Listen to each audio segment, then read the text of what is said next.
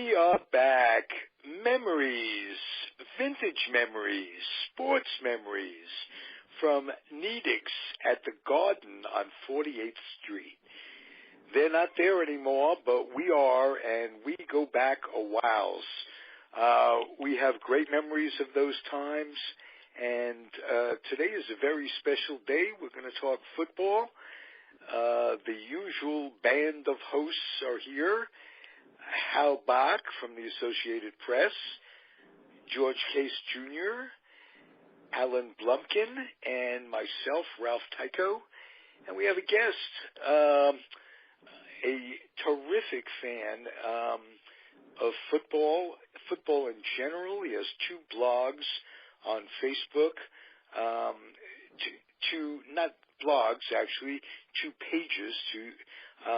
One is on football in general, National and American Football League, and one is on the New York Jets playing at Shea Stadium back in the day. And I'd like to introduce, for the first time on these airwaves, comfortably zoned radio network, Don Stokes. How are you, sir? Hey, Ralph, I'm glad to be here, and thank you for having me. Yeah, we're honored. Thank you very much. You're what we call a football maven, and we're mostly baseball guys, and we put together this show to get our all sports memories in, and we have a lot of them. I'm going to start with George Case because he goes back to the early days of the Jets. Before they were the Jets, they were the New York Titans, and you had friends, acquaintances that played on that team. I could remember one was from Rutgers. I'm right. betting. And, it was Alex Kroll, who was drafted by Harry Wismer and the Titans. Alex had been a All-American center at Rutgers, and he and I were classmates. Yes. And Alex went on to become the CEO of Young and Rubicam, which is the largest advertising agency in the country. So that was my, memory of the Titans. And then, and Don, you might know these people, but Randy Beverly, who was a cornerback and had 2 interceptions in Super Bowl III, worked for me in New York. And Randy and I were very close, and I haven't talked to him in quite some time, but it was a very interesting time to be a Jets fan and know that you had somebody personally that was out there performing. And that Super Bowl III, which is the famous Joe Namath, I guarantee we're going to win game. Right. That, of all my fandom experiences, that upset win. I was in California in the Air Force watching the game on TV in L.A.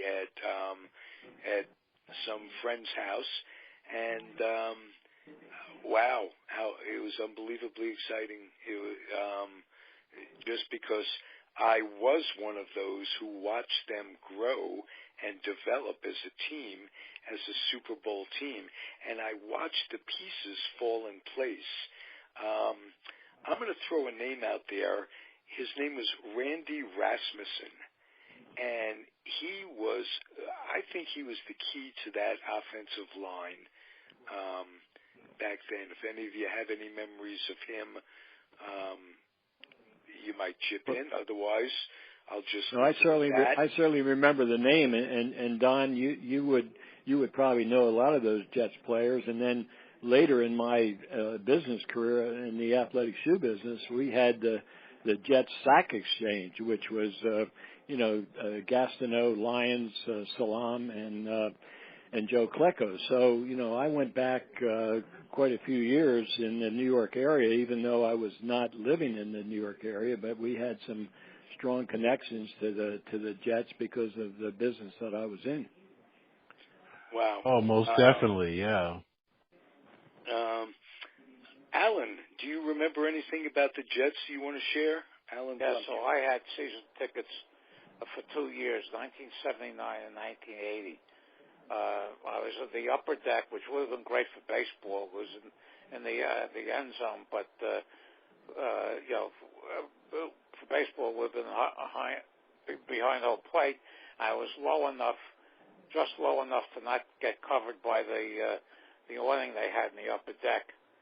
And the first game I attended under this setup was a game against the Cleveland Browns, the opening game in 1979. And the Jets were leading by 3, and what should have been the last play of the game, Gastineau was called for roughing the passer. They moved the ball into field goal territory. The Browns kicked the field goal and then won it in the overtime. And I gave it up after, in 1980, when the New Orleans Saints came in with an 0-14 record. I beat them.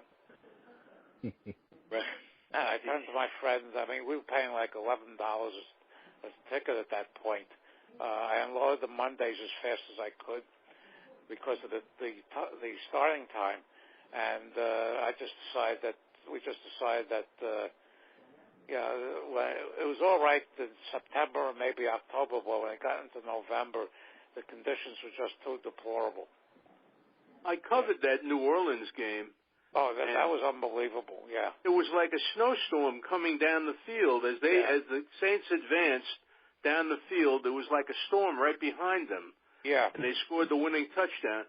And I went into that clubhouse, and the quarterback was a guy named Archie Manning, who later had 2 sons in the NFL. I'm sure you were very aware of that. And it was like they had won the Super Bowl because they were avoiding a winless season. Yeah, they were all 14 coming into that game. I said that was it. That was it just got to be too much. It's all you can stands and you can't stands no more, to quote Popeye. Don Stokes, how did you become a Jet aficionado? What was your early memories?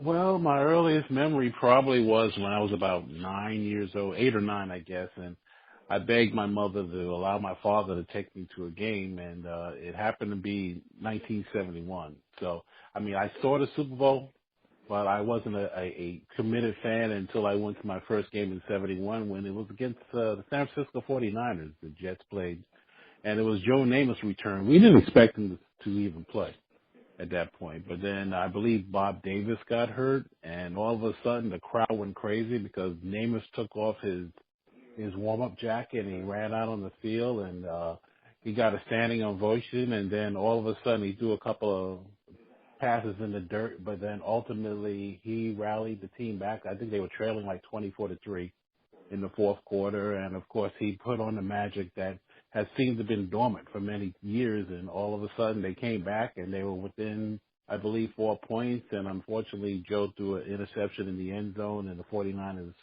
won the game, but he got a standing ovation. I never seen a crowd like that, and I was shocked. I couldn't believe it, and the 49er players were walking up to him, and they were shaking his hand and congratulating him for coming back, and the 49ers coach also congratulated him, and it was a sight to see, and at that point I was hooked.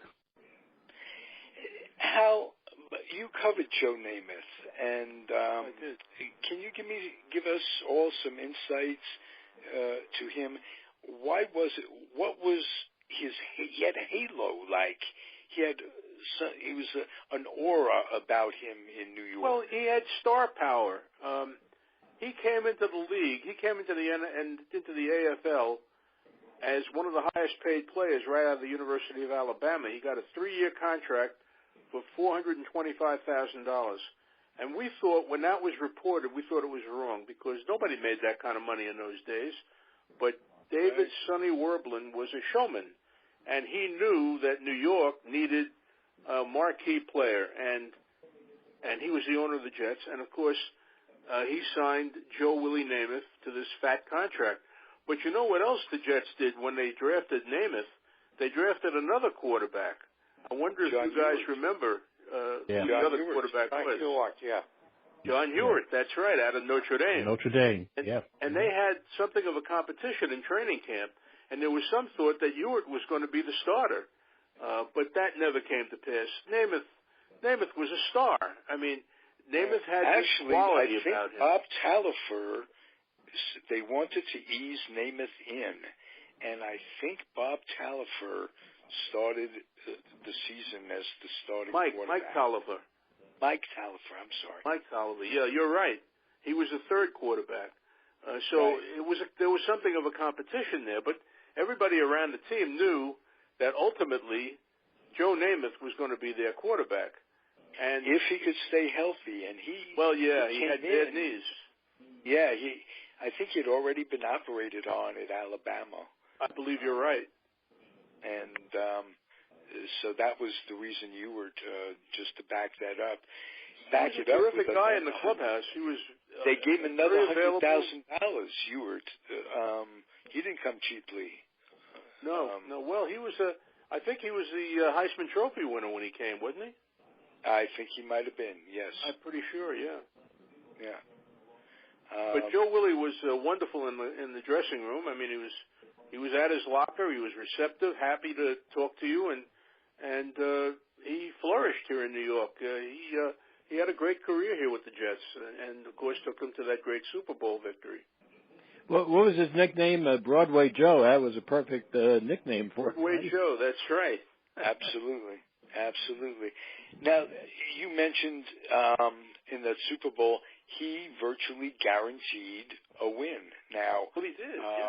What a long shot that was, and what did the press think when he did guarantee that win? Were they as much surprised pleasantly from the standpoint, no cheering in the press box, but were you guys surprised? No, and I'll tell you why. The people who covered the team could see the evolution of this team coming together and becoming a really good football team. Now, were they going to beat the Colts? Well, nobody was prepared to say that because the Colts were really a powerhouse in the NFL. But we knew, the guys who covered that team knew that the Jets were going to give a good accounting of themselves. And, of course, Joe Willie being Joe Willie, he guaranteed it at the Gridiron, I guess it was the Gridiron Club of Miami, had a dinner 2 nights before the game. And Joe stood up and said, we're going to win. And poor Weeb Eubank almost had a heart attack when he heard that, because you don't want to stir up the other team. But Joe was a confident guy, and with good reason. He had the ability. He had the talent. Well, Eubank came from the Colts, and he coached most of those players on the Colts. He did. That's true. Yes. Getting back to George Case mentioning Randy Beverly, there was another defensive back, number 24. His name escapes me. Johnny Sample. Johnny Sample. Exactly. Those two made quite a combo back there, and as George said, 2 interceptions in the Super Bowl. That was a big thing. Defense. Well, it was for me, Ralph, because I wasn't really a close follower of the NFL, but when I was in the athletic footwear business and I had a chance to hire Randy Beverly as our representative in the New York area, it was perfect because of the fact that he had such a great reputation, played on that Super Bowl team and actually performed with those 2 interceptions that I think sealed the win for the Jets. I'm trying to remember the Colts quarterback. I don't think it was Unitas at the time. It was Earl Morrall, was it? Right. Earl Morrall. Right. And they didn't go to Unitas until the game was almost out of hand. Yeah, late in the game. Well, he had been hurt. Yeah. And Morrall had stepped in and taken the team right into the Super Bowl. I mean, he was a terrific quarterback for them. And he also did the same thing with the Miami Dolphins, the undefeated Miami Dolphins in '72. So Morrall, there was nothing wrong with Earl Morrall as a quarterback. No, not at all. And I just wanted to say that Don Shula had said that he wanted to give Morrall a chance at least through the second half to bring the team back, and of course he never did. So finally, by the third quarter, he went to United. Yeah. It was Weeb Eubank. I hate to correct you, Don. It was Weeb Eubank, but the coach. Shula was. I said. No. I'm sorry. It was Shula. Yeah, it was Shula. Baltimore. My mind is. Baltimore was Shula. Little off. Hey, for us, we're going back 50 years on this. Can we think? How was there talk? I remember a book by Jimmy Breslin that referred to the possibility of some sort of fix being in, given the importance of that game in legitimizing the AFL for sponsorship. And remember, they were covered by both ABC or NBC and CBS at that time. And this game brought on the merger. Was there anything that comes to mind that you can remember, doubts about this, Hal? Not really. No, I don't remember that at all, Ralph. You have to remember, the merger had been announced.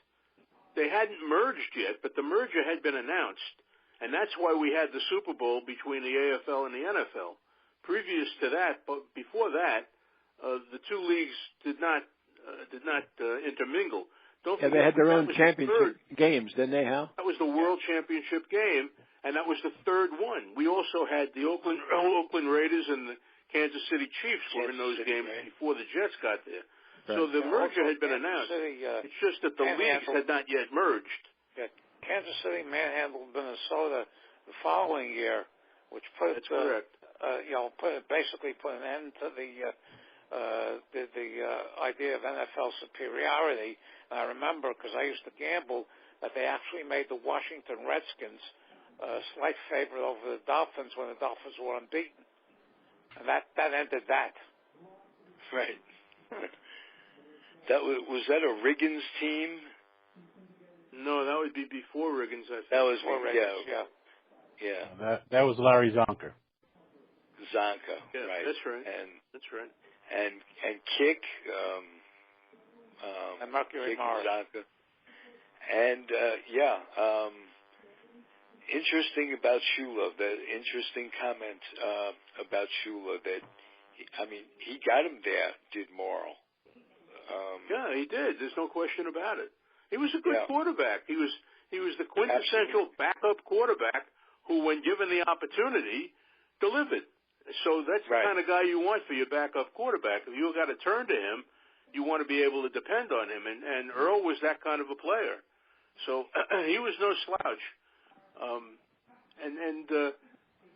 Although Joe won the MVP, the MVP of that game was not Joe Namath. It was Matt Snell, the running back for the Jets. He gained, I think, 121 yards, and he was a workhorse.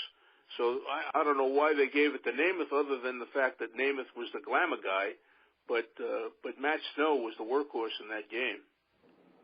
Well, yes, and also Dave Herman could have won it too. Yeah, that's right. You're right. Yes, and we have to pay homage to the life of Bate Perilli, who passed away this week. That's right. I think he had played with the Jets a little bit towards the end of his career. And so, rest in peace. The older we get, the more folks we lose, both in sports, family, and entertainment. It's true. Mortality has raised its ugly head once again. And he was an original AFL guy. He was with the Patriots, I think, even before they were. He spent time in the NFL with Green Bay and Cleveland. He came out. He succeeded George Blanda at quarterback at the University of Kentucky under Bear Bryant, and he came out that he was a number one pick by the Green Bay Packers, and they traded him to the Browns, and they thought he would succeed Otto Graham, which he didn't do, and he was said. I think he went back to Green Bay, and I think he was out of the league. I think he went to Canada for a year or two, and then came back to America when the AFL was formed. Hey, Don Stokes, I have a question for you.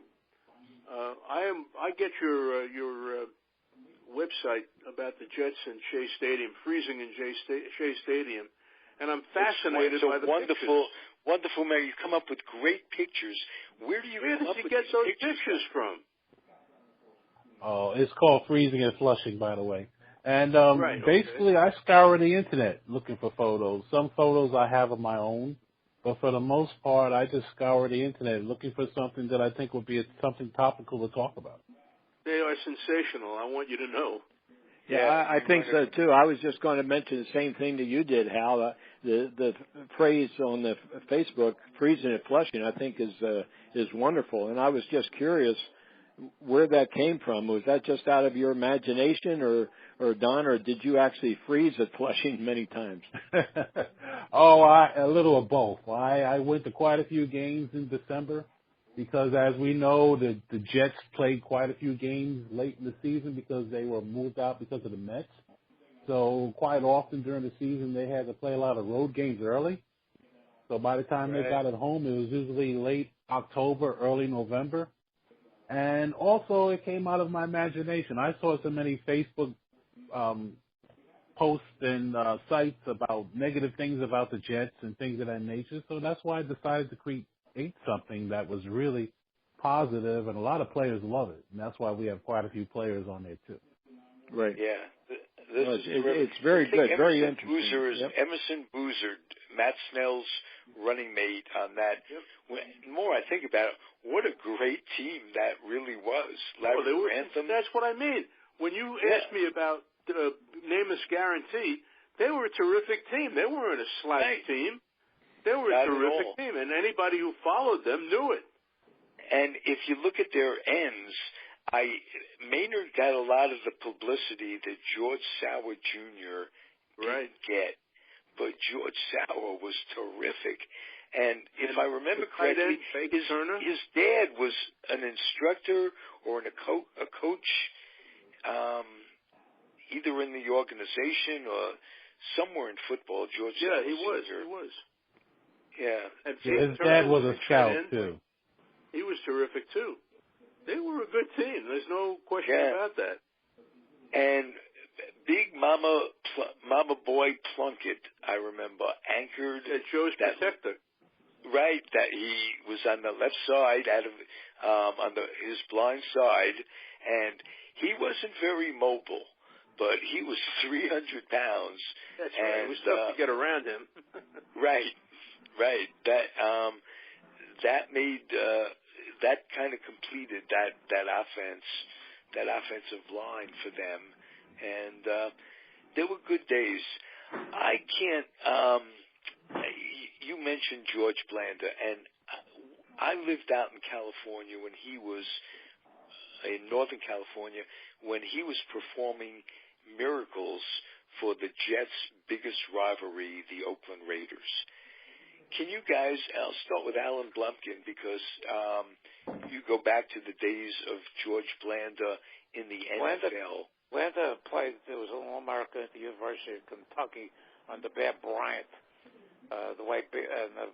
Bay Perilli succeeded him there. Blanda was drafted by the Bears, and he played quite a few years for the Bears in the 50s, and he left there, and he was exposed because he didn't get along with George Hallis. They had a couple of falling out at some point, so Hallis refused to play him. And Blanda, after 1958, sat out 1959, and when the AFL was formed, he initially went to the Houston Oilers. And great place kicker. Yeah, he's a great place kicker. And then, of course, he went to from Houston. He went to the Raiders, and he became legendary. Because absolutely, off the bench, every which way, with his kicking, passing, everything. He was, 40 years old at that point. Right. And asking them he could come in and relieve Lamonica or Stapler or whoever, and I think it was Lamonica at that point. He'd come in, he'd throw a couple of passes, he'd kick field goals, and it was clutch. He would make them when they counted. Wasn't he a straight on field goal kicker? Yeah, he wasn't a soccer style kicker. He was straight on. Right. The last one of them was a kicker on the Washington Redskins named Mark Mosley. He was the last of the straightaways. Right.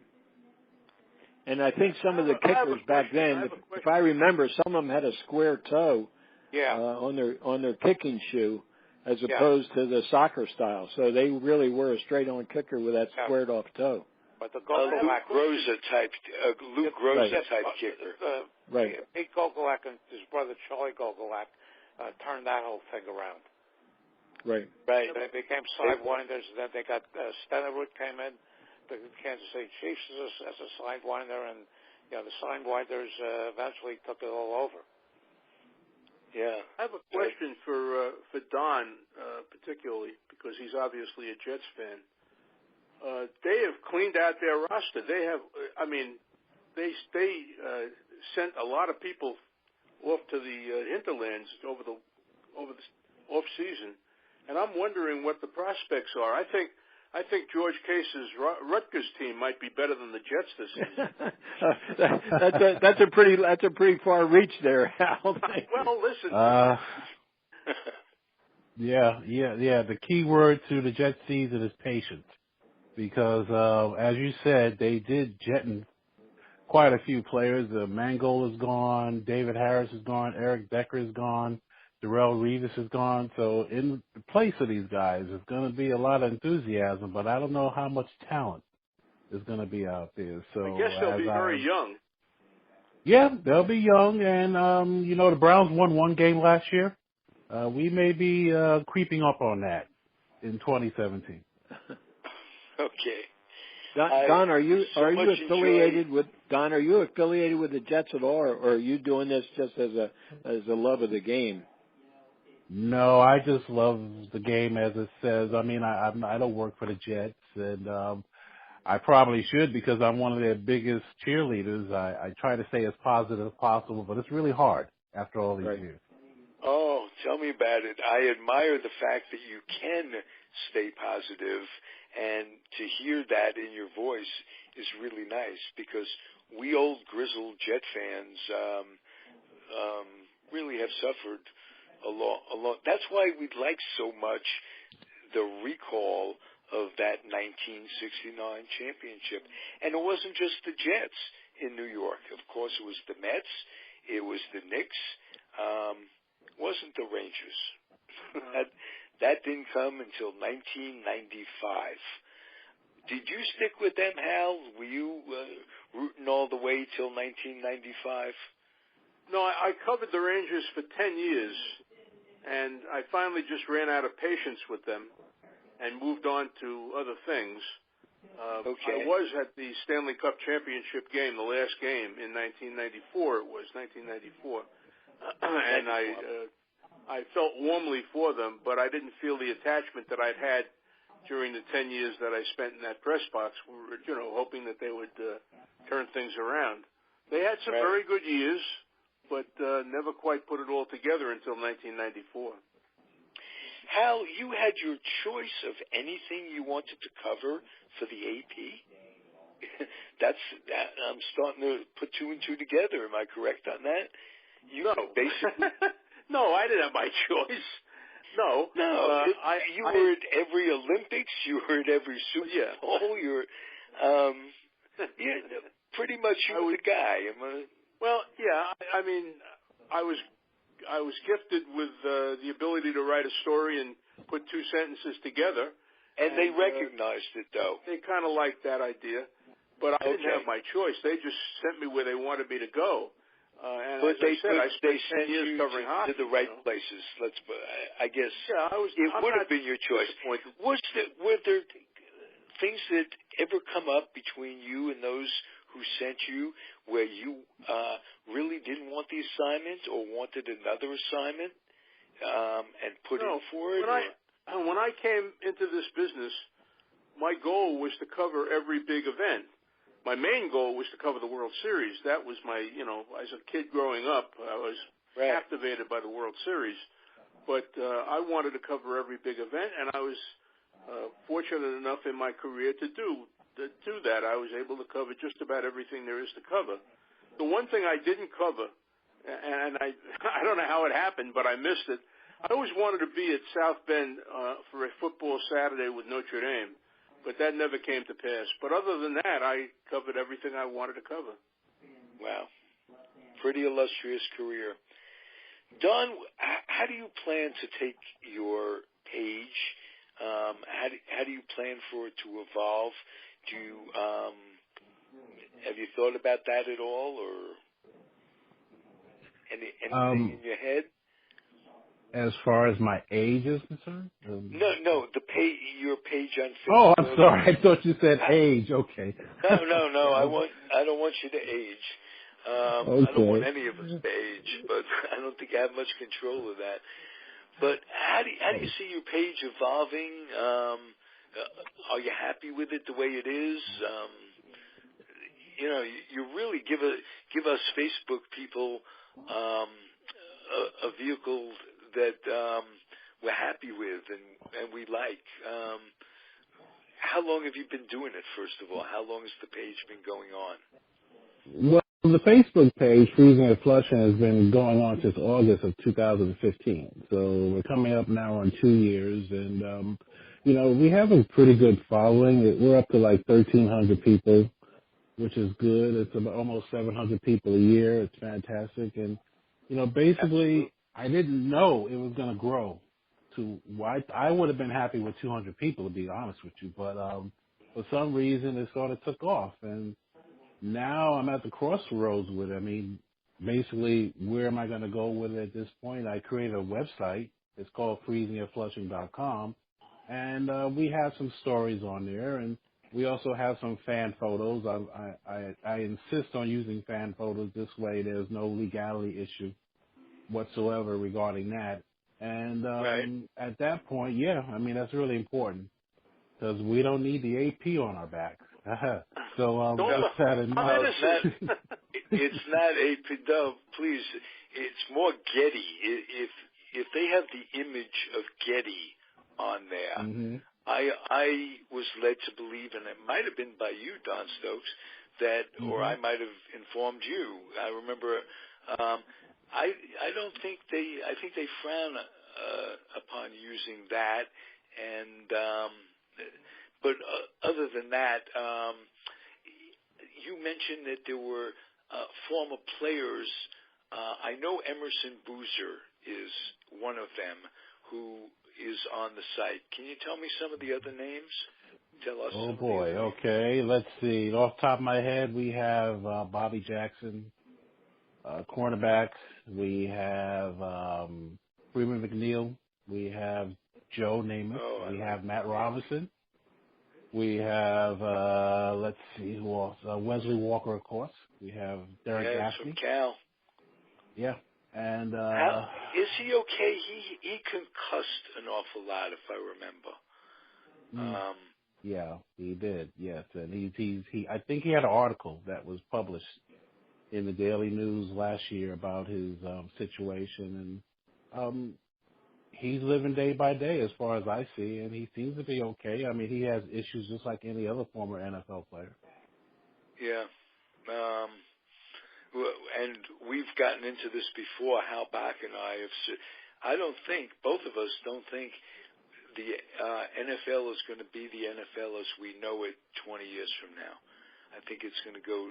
We think it's going to go to some sort of flag football type thing to demonstrate the terrific athleticism and skills that are involved. But the craziness of beating kids' brains out, it almost becomes. I mean, you can't throw enough money at it, either in salary or in treatments, to make it worthwhile. It's going to get almost like boxing. I think it's going to phase out. But sorry to say, but these stories that we're hearing are horrendous, really. And the denials, I might have mentioned this before, after the lawsuit, the class action suit by the players who weren't being taken care of, who were suffering these horrible injuries, after the NFL cops to it and says there's a negligence, a responsibility, and they sign it, the owner of the Dallas Cowboys, I can't even think of his name right now, comes out and says, "Oh, it's crazy that we signed that. This is terrible. Blah blah blah." It's still old school denial, and it's not good. That's the only thing I can say. Now they're putting Jerry Jones in the Football Hall of Fame next week, or 2 weeks, whenever they have a ceremony. That's they're right. Putting him in the Hall of Fame. Okay. There's a team that hasn't won a Super Bowl since 1995. Is never there anymore. And they're putting him in because of because of his publicity. Yeah, well, Hall of Fames are in all sports are popularity contests, publicity. You're going to have to put people in so they can come up to Cooperstown for the ceremony. They think about that. Walter O'Malley is in the Hall of Fame. Bowie Kuhn is in the Hall of Fame. I don't want to hear about it. And let's do it again, another one. Yes, exactly. And the people who aren't in that get me. I mean, Rose, Shoeless Joe Jackson. I mean, hey, Clemens, Bonds. Forget about all this stuff. Read my column next week, Ralph. Does it concur with what I'm saying a little bit? Yes, next week. Yeah, but does it concur with what I'm spouting off right now? By all means. Good. Good. I will.